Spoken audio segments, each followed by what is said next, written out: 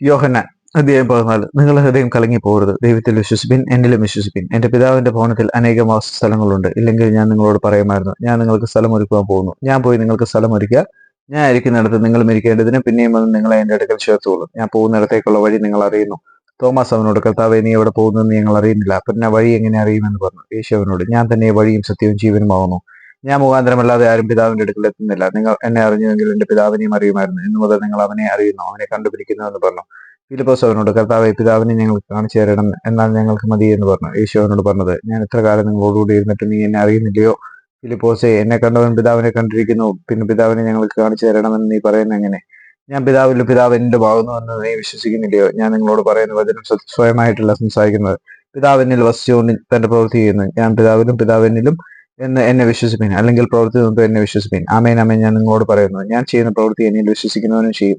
ഞാൻ പിതാവിന്റെ അടുക്കൽ പോകുന്നതുകൊണ്ട് അതിൽ വലിയതും അവൻ ചെയ്യും. നിങ്ങൾ എന്റെ നാമത്തിൽ അപേക്ഷിക്കുന്നതൊക്കെയും പിതാവ് പുത്രനെ മഹത്വപ്പെടേണ്ടതിന് ഞാൻ ചെയ്തു തരും. നിങ്ങൾ എന്റെ നാമത്തിൽ എന്നോട് അപേക്ഷിക്കുന്നതൊക്കെയും ഞാൻ ചെയ്തു തരും. നിങ്ങൾ എന്നെ സ്നേഹിക്കുന്നുവെങ്കിൽ എന്റെ കൽപ്പനകളെ കാത്തുകൊള്ളും.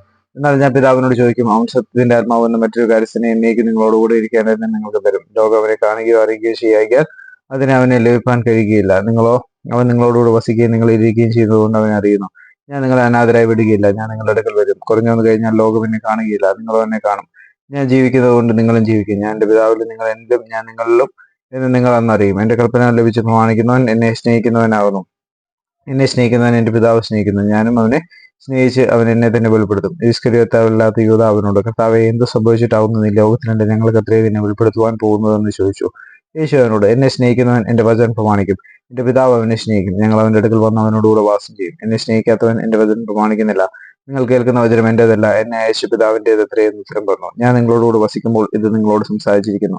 എങ്കിലും പിതാവിന്റെ നാമത്തിൽ അയപ്പാനുള്ള പരിശുദ്ധാത്മാവിന്റെ കാര്യസ്ഥൻ നിങ്ങൾക്ക് സകലവും ഉപദേശിച്ചു തരികയും ഞാൻ നിങ്ങളോട് പറഞ്ഞതൊക്കെയും നിങ്ങളെ ഓർമ്മപ്പെടുത്തുകയും ചെയ്യും. സമാധാനം ഞാൻ നിങ്ങൾക്ക് തന്നേച്ചു പോകുന്നു, എന്റെ സമാധാനം ഞാൻ നിങ്ങൾക്ക് തരുന്നു. ലോകം തരുന്നത് പോലെയല്ല ഞാൻ നിങ്ങൾക്ക് തരുന്നത്. നിങ്ങൾ ഹൃദയം കലങ്ങരുത്, ഭ്രമിക്കുകയും വരുത്. ഞാൻ പോവുകയും നിങ്ങളുടെ അടുക്കൽ മടങ്ങി വരികയും ചെയ്യുമെന്ന് ഞാൻ നിങ്ങളോട് പറഞ്ഞത് കേട്ടുവല്ലോ. നിങ്ങൾ എന്നെ സ്നേഹിക്കുന്നുവെങ്കിൽ ഞാൻ പിതാവിന്റെ അടുക്കൽ പോകുന്നതിനാൽ നിങ്ങൾ സന്തോഷിക്കുമായിരുന്നു. പിതാവ് എന്നേക്കാൾ വലിയവനല്ലോ.